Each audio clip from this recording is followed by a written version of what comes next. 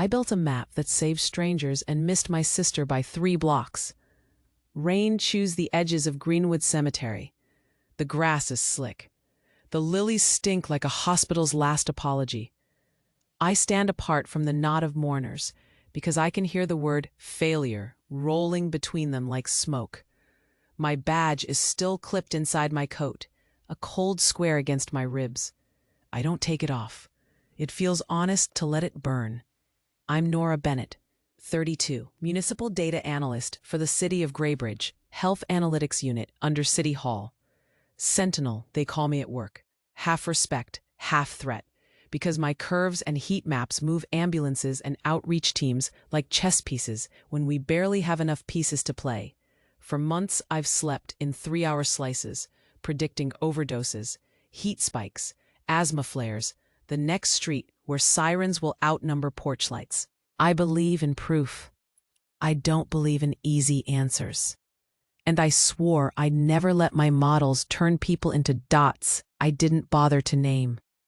Graybridge keeps its blue lights on at noon. River fog sits in the alleys. Clinics die by paper cuts. Bus shelters glow with public dashboards that show risk in colors nobody agreed on. And phones ping at midnight, telling people they're in danger. Like that helps them pay for inhalers or a ride. They lower my sister and a train shouts from the river bridge, long and rude, like the city forgot how to be quiet. My phone buzzes. Unknown number. The text is a line I wrote and never released. Input drift consistent with seeded signals. Then a map of the city unfurls under it. Red clusters trace a path I know by muscle memory. Marie's last night, barred a corner store to the wrong door with the wrong man. Another text pops like a slap. Your model saved the wrong people. An aide from the mayor's office sweeps past with a white envelope and condolences I don't hear. The card is too heavy. Inside, a thin, unmarked flash drive. At the Oaks, a man says loud enough for God, she should be ashamed. Her little charts killed her own. I look at him. I look at the aide's back. I look at the map still burning on my screen. I pick the data. I pocket the drive, leave the umbrellas and the priest's low river of words. In the car, rain rips at the windshield. I flip open the laptop that's been living in my passenger seat like a dog. I jack the drive and dive. It's not a glitch. The logs for the week Marie died are wrong in a way that isn't random. Key streams, EMS calls, ER admissions, police welfare checks are time-stamped minutes before the incidents happened. Not predictions, instructions. Like someone fed the system the future they wanted. I feel the ground tilt. If I go public, I break non-disclosure and hand City Hall a scapegoat in a clean bun and a wrinkled blazer. If I shut up, the next red cluster on the map is stamped on a place I know too well. St. Luke's Fellowship Hall. Marie's wake. In 40 minutes. I call the operations desk anyway. Ops, the supervisor says, voice flat with fatigue. I start to explain fast. He cuts me off. Nora, your account's flagged for unauthorized access. Security's been notified. Don't touch anything else. Then he hangs up like I've got a bomb in my mouth. I kill the screen and shove the laptop under the seat. The rain sharpens. I step out with the flash drive hot in my palm, and the world narrowed to the thud of my heart. A hand clamps my elbow from behind. The voice is one I know from too many 2 a.m. conference calls, smoothing panic into policy. You were never meant to see this. My phone buzzes one more time. Next surge, 5 p.m., St. Luke's Fellowship Hall. I'm Callie Thompson, 31, a night shift nurse in the elderly ward of Graybridge General Hospital. The smell hits me first as I step through the automatic doors. Hospital-grade disinfectant mixed with something faintly rotten. It's always cold here, the kind of cold that penetrates your scrubs and wraps around your bones. The fluorescent lights flicker overhead, illuminating the drab pale blue walls, and the hum of machinery fills the sterile air. punctuated by the soft beeping monitors, suggesting lives intertwined in fragile status. Nights like this are long and relentless. I push my cart with its array of supplies down the fluorescent corridors lined with doors like a row of closed lids, each hiding a story I desperately want to uncover. I try to find warmth in the small interactions, asking about their grandchildren or what meals they dream of making again. My patients are not just numbers to me. They're stories. Lives once lived fully, now reduced to this ward, to waiting. I try to connect, to see the sparkle of life behind the clouded eyes of Mrs. Reed or the stubborn sighs of Mr. Jenkins as he refuses my attempts to serve dinner. My colleagues are quick to complain, and I wish sometimes I could join their conversation, but I can't shake the feeling that if I stop seeing these patients as people, I'll lose something essential. I quit my job at a large tech company for this, to feel the pulse of human interaction, but that also meant sacrificing stability. The longer I'm here, the more I realize I'm not cut out for the corporate grind. I miss family dinners, the lazy Sundays I used to have with my daughter, and the rhythm of life that came with predictable hours. My ex-husband didn't see it that way. He said, "Sometimes I find myself staring blankly at my phone during a break, wishing I had time to call Ellie again. She's 9 now, and every time I miss her school play or her birthday, my heart feels a little heavier. There's an emptiness I can't shake, despite knowing this is where I need to be. I remind myself that with each shift, I'm helping people, doing something that matters. But I also know I'm letting her down, making sacrifices I wish I didn't have to make. I'll catch up with her tomorrow. I promise myself, every single night. As I hang up my scrubs for the day, I can hear Mrs. Reed having a verbal spat across the room with the night aide, voices raised, tension heavy in the air. "You can't keep taking my night meds away," she insists, her voice raw and flailing. A chilly premonition stirs in my gut. I move to intervene, but the briskness in the aide's demeanor makes me hesitate. She's been edgy lately, and I catch sight of Dr. Harris walking past, head down, clearly frustrated with the backlog of paperwork. I sense trouble brewing in his absent-minded gait, just a feeling deep down that something big is looming. I can feel the coldness of the hospital seeping deeper into my bones, juxtaposed against the warmth I want to extend. I know each patient, every wrinkle, laugh line, and whispered request tells me their fears and hopes. But I'm only one person against this tide, and the shadows creeping in threaten to eclipse everything I'm fighting for. As I step out into the drizzle-soaked street after my shift, unease settles in the back of my mind, a quiet whisper suggesting that the night holds challenges I'm not prepared to face. I shut the door to the nursing station behind me, the sound muffled by the dull thrum of the fluorescent light. I breathe deeply, pushing thoughts of my daughter aside, focused instead on the tasks ahead of me. It was another night shift in the elderly ward, and I wanted to make it count. But it was only moments into the shift that I knew something was off. As I walked toward room 219, I could hear Mrs. Reed's voice rising above the rhythmic hum of monitors. She was agitated, and rightfully so.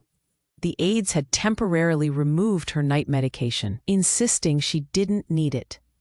I'd seen her struggle even with them. As I approached, I could see it was becoming a shouting match. "Miss Thompson," Mrs. Reed noticed me. Her frail figure trembled inside the bed, eyes wide with desperation. "Please help. They're taking my medications. I'll never sleep without them. You know I need them." I put my cart down and stepped closer, careful not to increase the tension. "Mrs. Reed, let's talk about this. I promise I'll find out what's happening." Suddenly, the door swung open and Dr. Harris stormed in, his face drawn tight. The moment he saw Mrs. Reed standing in front of him, he glanced at me in irritation. "Callie, what have you done? She's agitated again?" His tone was sharp, as if I were the cause of her anxiety.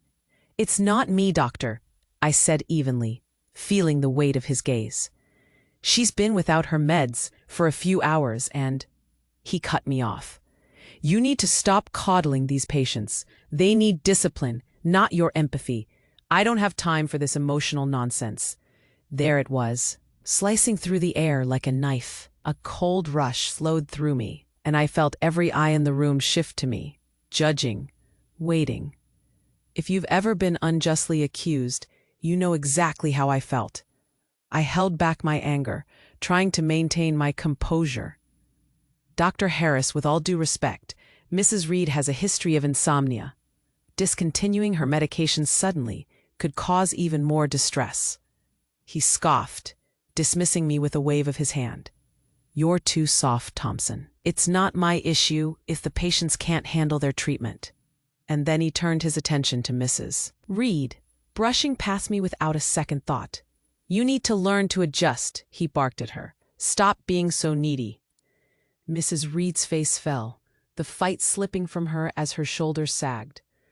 There was a moment where I felt her gaze searching my face for sympathy, for an ally. I stepped forward again, my heart racing, knowing I had to say something. "Dr. Harris, your approach isn't helping. She's a person, not a number.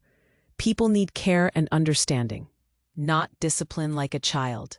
I stood tall, my chest tightening with each word. Little did I know that this attitude would put me against the entire hospital. His eyes narrowed, but I didn't back down. "I'm not asking for much, just some humanity." "Humanity?" He laughed bitterly. "Your job isn't to coddle, Callie. You should be grateful you have a job at all, in the face of budget cuts and angry families." If he only knew how every word made me feel smaller and smaller. The silence was palpable, stretched thin by our standoff. I glanced around and saw other nurses, their faces uncomfortable, most of them attempting to blend into the walls. And it was then the door burst open once again. A family member stormed in, a man whose presence filled the room with an overwhelming tension that made my skin crawl. "What's this nonsense?" he shouted, looking directly at me.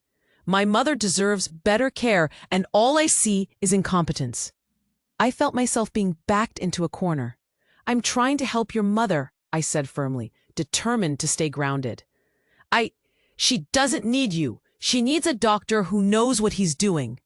His voice echoed in the room, my resolve faltering beneath the weight of his fury. Reed looked between us, eyes darting in fear. "Maybe you understand the pain of seeing someone fragile being ignored." Dr. Harris took a step back, clearly looking for an escape from the mounting chaos rather than trying to diffuse it. "You need to calm down, sir. No one is incompetent here, but we need to follow protocols. Protocols don't matter to my mother lying in a bed unmedicated." His face was flushed, his anger magnifying the issue, and I could feel the collective breath hold until the tension throbbed like the heartbeat of the room. Finally, with a steely resolve, I grabbed my clipboard and began writing it all down. Every detail, from Mrs. Reed's needs to the confrontation, documenting each dismissal. I wasn't going to let this go unrecorded. If they chose to ignore patients' needs, the accountability would come back on them, not me. Then I looked the man in the eye, my voice steady. "Sir, I understand your concerns, and I'm advocating for your mother. But I need you to understand that yelling will not help her." His jaw clenched, and for a moment, I thought I saw the anger flicker in his eyes. He weighed his options, realizing I wouldn't back down, and in that silence, I felt something shift, a crack in the facade built around us. And it was in that silence that everything began to collapse. The tension became palpable, the air thick with complications, and I sensed the whole ward holding its breath, as though the moment had escalated beyond mere words. I hadn't realized yet, but in that instant, destiny was already decided, and I still didn't know. I can still feel the heat of that moment after Mrs. Reed's family member barged in, declaring a war that nobody was prepared for. I remember standing there, heart pounding, feeling like I was about to snap. I could sense the tension winding tighter, suffocating the air in the room.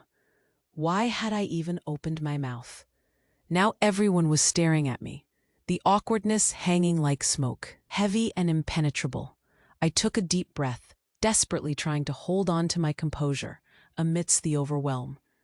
I never intended to be the one standing in the crossfire, but here I was, locked in a silent battle against those who refuse to see our patients as anything other than statistics.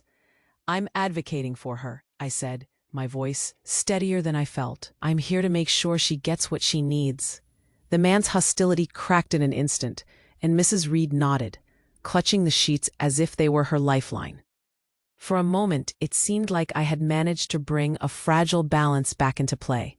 The storm had subsided, but I had no idea it was still going to get worse. Dr. Harris stepped back, his expression one of irritation mixed with incredulity, like I had just suggested the sky was green. "I can't believe this is happening. You do realize policy dictates that patients need to adhere to protocols, right? You can't just bend the rules on a whim." The way he spat out rules made my skin crawl. The patients weren't cases on some cold ledger. They were human beings, families, lives fraught with difficulties. "I fully understand those protocols, doctor," I replied, fighting the urge to roll my eyes. "But they were written for human beings too, and sometimes we need to adapt." That's when the tension morphed into judgment.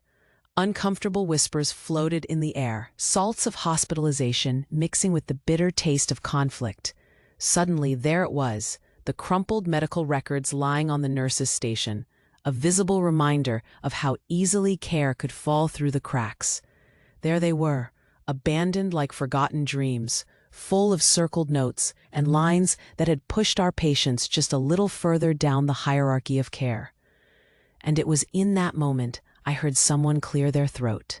Cutting through the heavy air like a knife, a familiar face emerged from the corridor. Linda, one of the other nurses I work. "I heard what happened," she said, and I braced myself for her judgment. "You really shouldn't be so confrontational, Callie. You know how volatile things are right now. Families are on edge. Caregivers are exhausted." Her words hit hard, flitting to the back of my mind like persistent gnats. I could feel the weight of the unspoken truth settled on my shoulders, scaling like bricks. The hospital was operating on the thinnest of margins, and here I was, threatening to crush that long-standing balance. "But these are people we're forgetting," I pressed, exhausted. "They deserve empathy, not just adherence to policy." But I guess that wasn't what they wanted to hear. Then came the proverbial tipping point. In the midst of the fresh silence, the same family member's voice cast a shadow over the room again. "You see this woman?" he snapped, pointing at me like I was a culprit. "This is the person who's supposed to care for my mother, and she's failing her." His accusation reverberated, a beating drum to my ears. I felt each pair of eyes fix on me. Colleagues, patients, everyone, and families all witnessing this public humiliation. My heart sank, a leaden weight in my chest. The air grew thick, heavy with disdain. There it was, the unmistakable sound of rustling scrubs and quiet whispers. I could hardly breathe, grounded in the harsh reality of what had just happened. I wanted to bolt. I wanted to disappear beneath the floorboards or tear through the walls. Instead, I stood my ground, knowing I was still on the right side of this, even if it felt like the entire world had turned against me. But before I could gather my wits, voices rippled through the crowd, unseen spectators among the bedridden, fragile patients, each one weighing the scale of justification. I spotted Mrs. Reed, her fragile frame weighed down by unknowable burdens, eyes darting between the man's anger and my subdued resolve. Would she see me as a hero fighting for her rights, or the villain in her story? High-stakes medicine at its worst. What happened next wiped the ground from underneath my feet. A stirring in the crowd, a nurse shaking her head, then another, turning away as if we were all playing parts in some tragic farce. I could feel the space choking me, and in that lingering silence, I kept waiting for someone to swoop in and save me. I felt the weight of every quiet gaze, and then, as if pulled by some magnetic force, the family member leaned in closer to my face, anger radiating off him like steam, and he barked a command. "Get your act together, or I'm reporting you. This ends tonight." The threat crystallized among the tension. I held on to my breaths, counting them as I forced down the rising tide of despair. I was the one left vulnerable in this theater of accusation, the selfless intent of my work, now murky with shadows. But I wouldn't let him shatter me, not today. But just then, something softened in the chaos. Out of the corner of my eye, I spotted a young man, a distant family member of another patient leaning against the hospital wall, observing everything like some voyeur of conflict. I could see doubt flickering across his features, as if I might be the only line of defense between chaos and order. And that's when I heard a voice that would change everything. "Let her speak," he called out, the sound carrying through the air, cracking the tension like a burst balloon, defying the horrific lull. Hope flickered to life, and with it came the pulse of uncertainty. Would this break the cycle, or was I merely delaying the inevitable? I can still feel the heat of that moment, after Mrs. Reed's family member barged in, declaring a war that nobody was prepared for. I remember standing there, heart pounding, feeling like I was about to snap. I could sense the tension winding tighter, suffocating the air around us. Why had I even opened my mouth? Now everyone was staring at me, the awkwardness hanging like smoke, heavy and impenetrable. "I'm advocating for her," I managed, my voice steadier than I felt. "I'm here to make sure she gets what she needs." In that moment, I half believed my own words, but instead of support, another wave of hostility crashed over me. Mrs. Reed's family member shook his head in disbelief, the anger in his eyes morphing into something uglier. "This is a hospital, not some charity. You're supposed to care for my mother, and all I see is incompetence." The crowd's energy shifted like a gust of wind, inflating his accusations and drawing the attention of those watching. A silent audience that felt like walls closing in around me. Dr. Harris glanced between Mr. Reed and me, his irritation bubbling. "Enough with the emotional nonsense, Callie. This is not about you." He scoffed, his voice cold, flinty. "I don't have time for your advocacy games. You need to remember who runs this hospital." His words sliced through the air, leaving me stunned. "Who said anything about games?" I shot back, desperation gnawing at me, fueling my anger. When did caring about a patient become a game? Are we really that far gone? The murmurs cloaked the room, with eyes trained on me, watching as I stood unsteady amid judgments and whispers. The tension felt tangible, a living thing circling like vultures, waiting for their moment. I glanced at Mrs. Reed, her face lined with fear, and I wished I could erase the grime of bureaucracy that overshadowed her needs. "I'm just trying to help," I said, the tremor in my voice belying my conviction. "She's not just a number on a chart. She deserves better treatment than this, like every other person in this hospital. She deserves dignity." Dr. Harris chuckled bitterly. "You think too much of yourself, Thompson. There's a reason you're still a nurse and not a doctor. Patients don't need your personal convictions. They need results."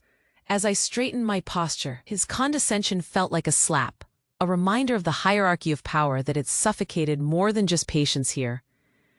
I could feel a thin skin of bravado forming, yet the sinking realization in my gut warned me that I was stepping too far. Fear curled around me, a soft grip that whispered of potential consequences.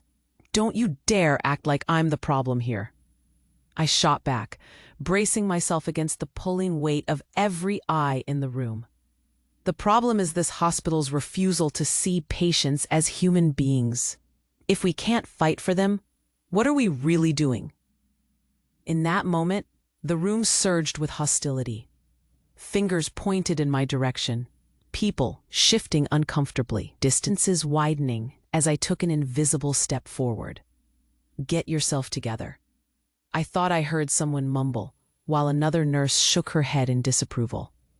The family member's finger jutted out, almost touching my chest, the barb of accusation spearing through the air. "You're supposed to care about her, and yet here you are making it worse." That felt like glass shattering all around me, and my heart raced as he turned the crowd against me like a rabid dog. Hungry for blood, I could feel the weight of the accusations pressing due. All I had wanted was to stand up for Mrs. Reed, but was I doing this wrong? Was I that naive? A voice in my head clenched tightly around my will, demanding I concede, demanding I shrink. But something inside pushed back harder.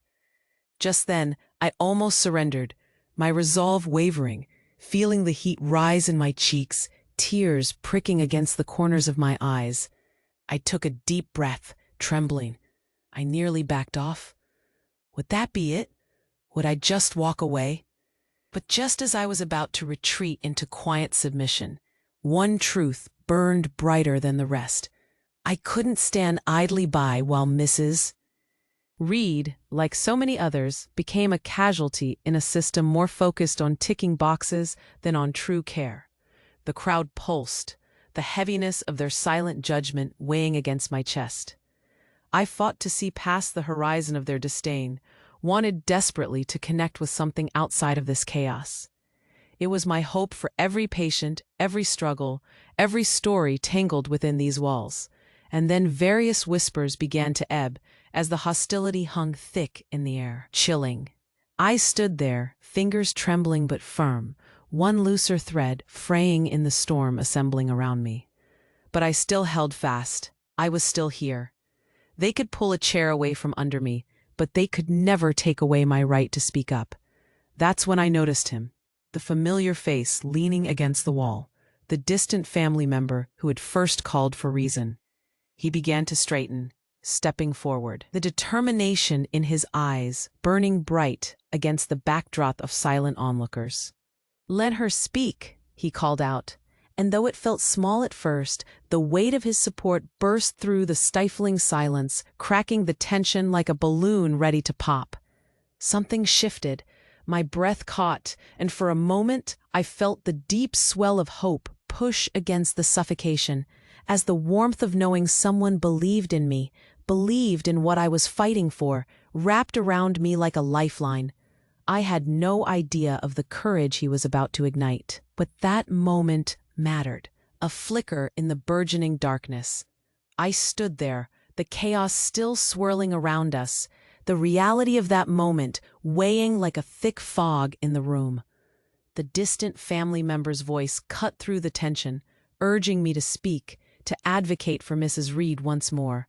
But inside I felt unsteady, like I was teetering on the edge of a precipice. A strange hope flickered in my chest, one I desperately clung to, even as the storm raged around me. Then everything shifted when I noticed something on. But something compelled me to reach for it, that faint whisper inside urging me that it meant more than it seemed. As I straightened, I caught Dr. Harris glancing at me, irritation etched on his features. "Don't get distracted," he barked. But my focus was already elsewhere, the inert document pulling me down a path of discovery that I didn't yet understand. I tugged the paper free and glanced at it, and confusion pooled in my gut when I saw it was a medication log, a list of patients and their prescribed dosages. The signature at the bottom caught my eye. It was hastily scribbled, but still familiar. My heart quickened. It was Linda's, the same nurse who had just spoken against me in Mrs. Reed's room. I hadn't thought much of her before, her presence blending into the backdrop of our shifts, but suddenly she felt pivotal. I scanned the paper again, and my stomach churned.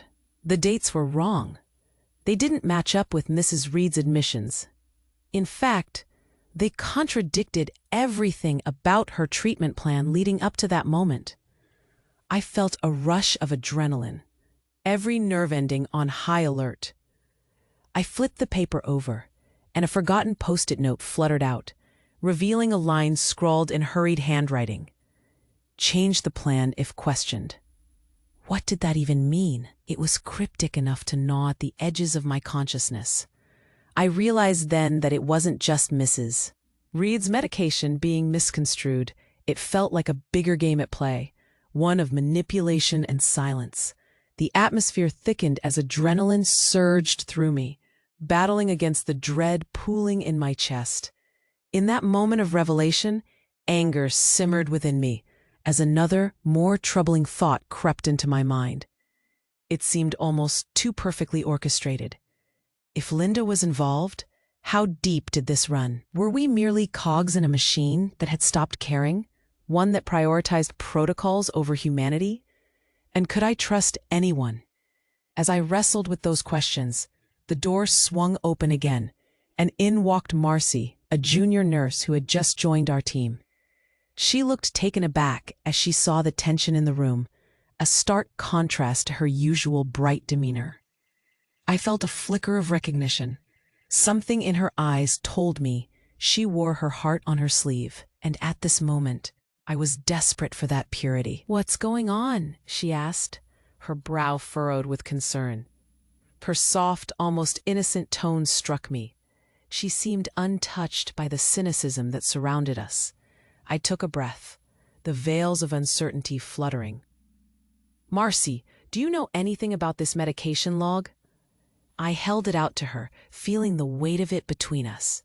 She leaned closer, squinting at the paper, and her face shifted from confusion to mild alarm. "I've seen those notes before," she said quietly, eyes darting to where Linda had just been, as if she feared for her ally. But I didn't. Just then, the weight of other voices around the corner resonated louder, and I saw Linda re-enter the room, her expression shifting immediately, sensing the ripple of tension again. I shoved the paper into my pocket, hiding the evidence before it could draw suspicion.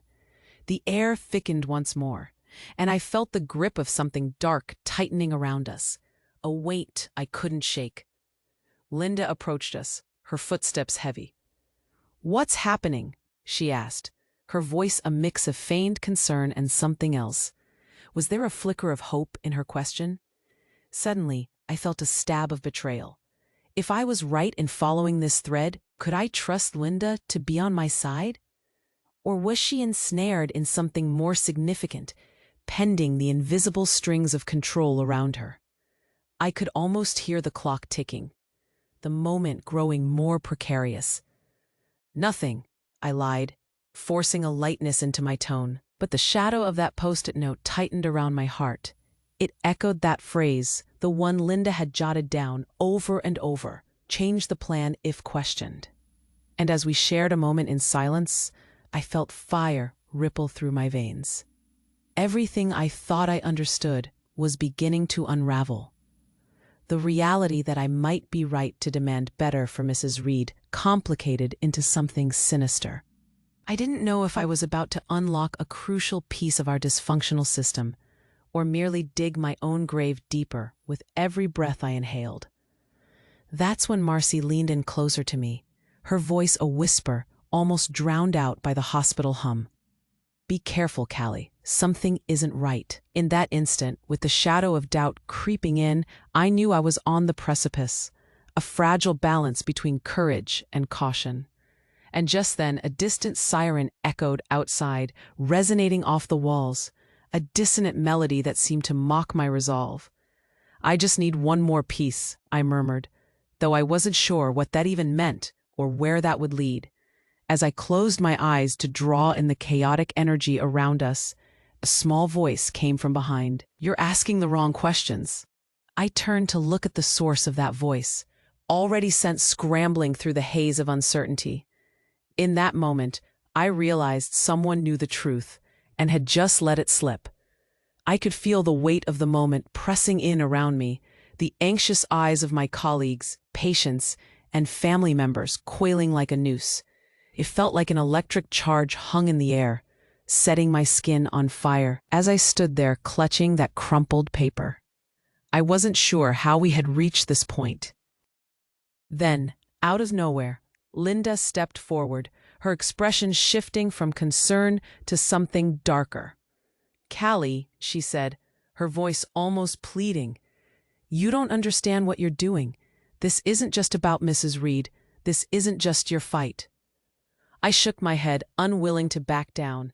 "Then maybe you should explain," I said, feeling like I was floating above my own body, watching myself stand the ground like a soldier desperate to fight for a cause no one else seemed to care about. "Because right now your actions look suspicious."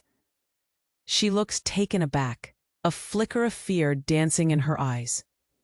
"You think I'm part of this?" she said, raising her hands as if trying to shield herself from my accusations. "I'm trying to help. You don't know what these expectations are, what it's like to be in this environment." But I wasn't wavering. "What I do know," I said, forcing my voice to remain steady, "is that patients like Mrs. Reed are being treated like spreadsheets, not people. And you're either complicit or simply too afraid to speak up." The room fell silent. The heartbeats of scattered observers became a rhythmic backdrop of tension. I could see the cogs turning in people's minds. The other nurses stealing glances at each other, the family members of other patients whispering behind their hands. In the distance, the fluorescent lights flickered, the sound echoing like a countdown to a looming explosion. Linda's facade cracked, and her voice cracked along with it. "You don't understand," she said desperately, a tinge of anger seeping into her words. "They're watching us, Callie. You think we're not under scrutiny? If we step out of line—" "If you step out of line, what?" I snapped, the weight of my outrage bursting forth. "You'll be told to follow protocols you know are failing your patients? You'll keep pretending that this is okay because it's easier?" "Shut this down, Callie," Dr. Harris interjected sharply, and I could feel him looming over me, poison dripping from his words. "You can't just stand here throwing baseless accusations. There are real guidelines for a reason." I wanted to retort, but I felt tension knotting my throat.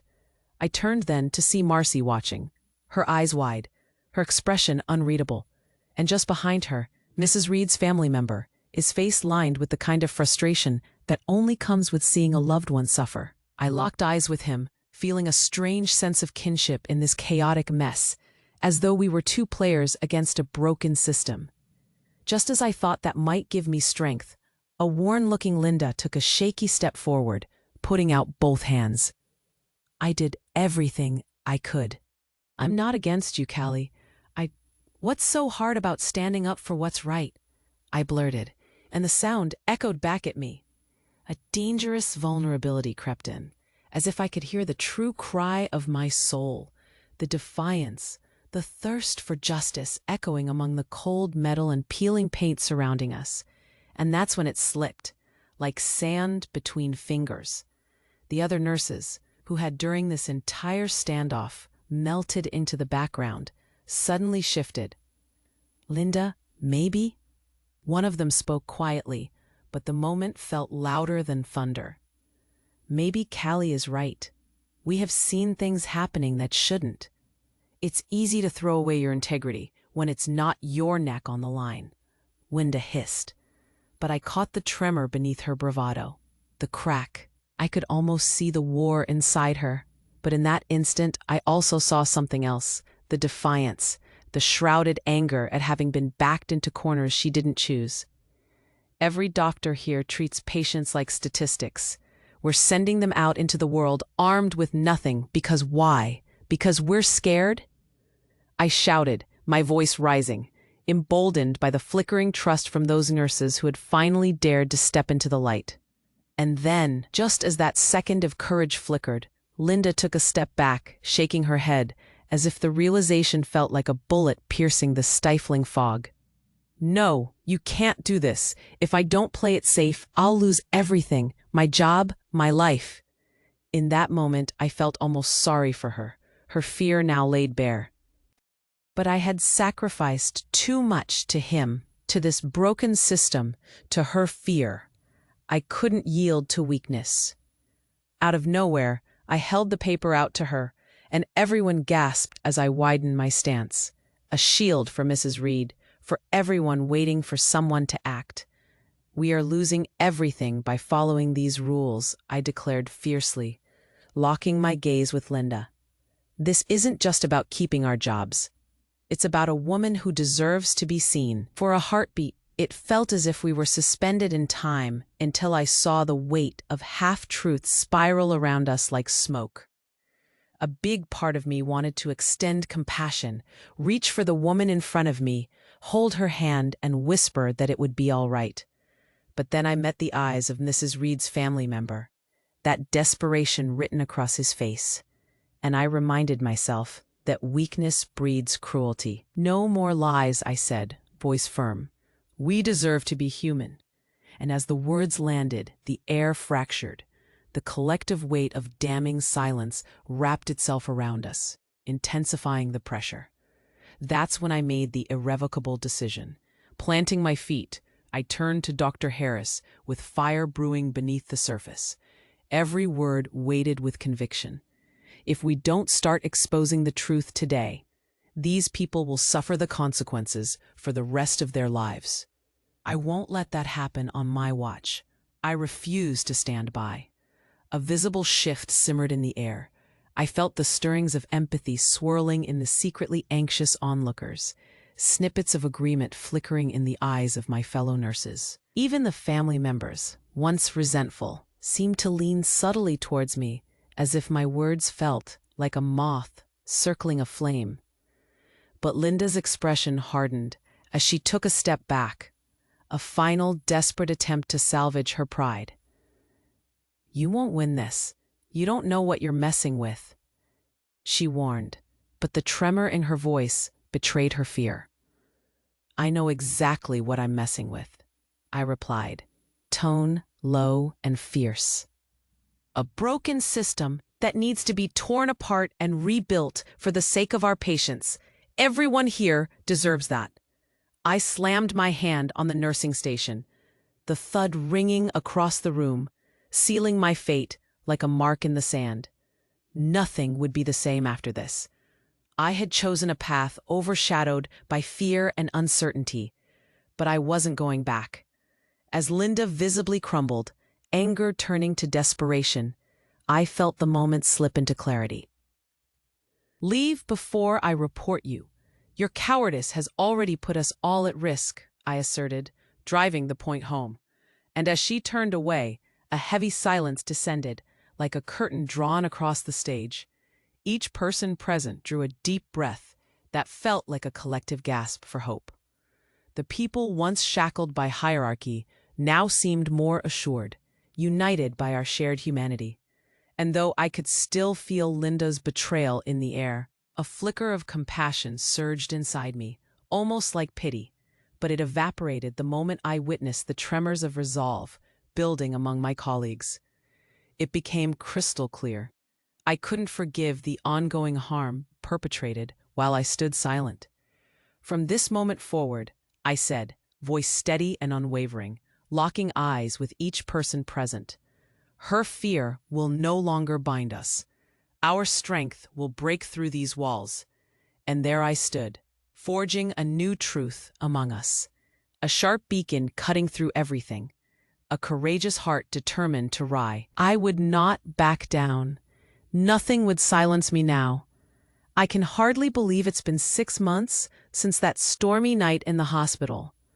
6 months since everything cracked open and spilled out, revealing the bruised heart of what we constantly pretended didn't exist. Since that day, I've gone from being a frightened nurse standing against the wall to someone who actively participates in reshaping our care protocols. I found my voice, and it feels pretty damn good. At first, I was terrified. I remember standing in front of the mirror, wearing my scrubs and feeling like a fraud. I second-guessed every change I wanted to implement, wondering if anyone would take me seriously.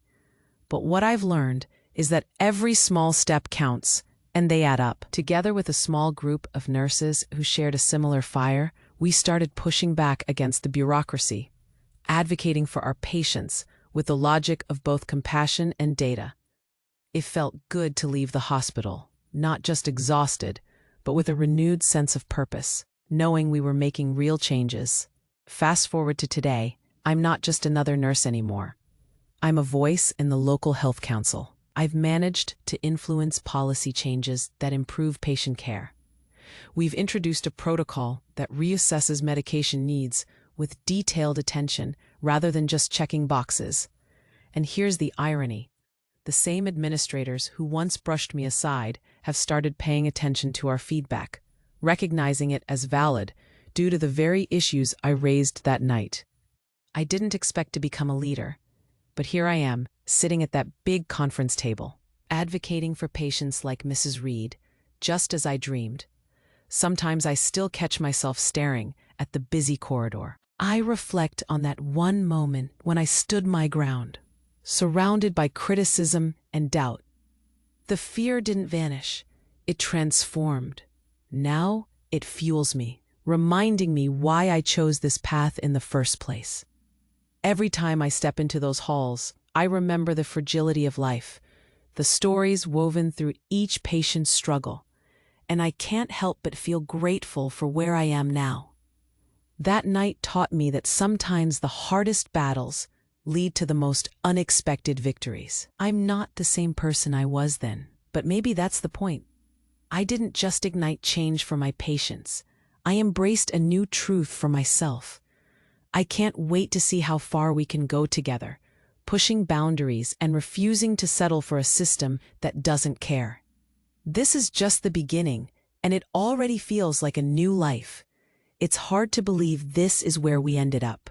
6 months after that night of breaking through fear and silence, I stand in front of the Health Council's table, paper spread out between us, nervous energy swirling inside me like a storm before a downpour. Yeah, we made strides, but it wasn't always smooth sailing. Today, we're discussing our latest proposal, expanded patient advocacy training for all hospital staff to help them better connect with patients like Mrs. Reed. It's a big deal and a pivotal moment to see if everything we fought for can truly make an impact.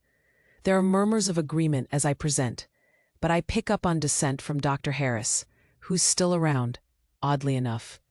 He has a tight grip on the old protocols, the ones that made everyone feel like numbers rather than people. I just don't see how this can be practical, Callie. He interjects, his voice cold and void of empathy. Training takes time, and we're short on resources as it is.